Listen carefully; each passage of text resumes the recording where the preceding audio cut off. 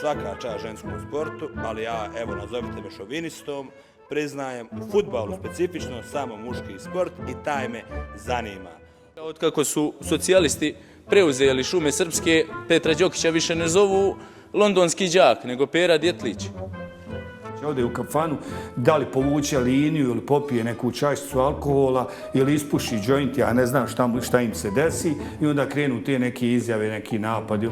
Umrli su, uginuli su, a novi su se pojavili, to su njegovi pacovi. I on je u stvari jedan mali pacov. Eto, tako ga jedino mogu karakterisati jedan. A da vam nešto kažem, ja se ne plašim zmija, u Sarajevu ih je bezbroj. Ako ništa, donijet ću vam zmije u parlament, a tu ne može biti veći cirkus.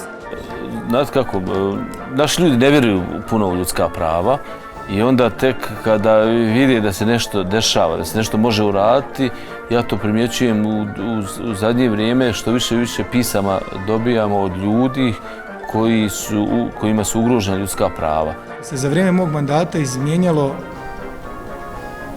direktora puteva koliko prosječan čovjek za mjesec dana ne izmijenja gaće.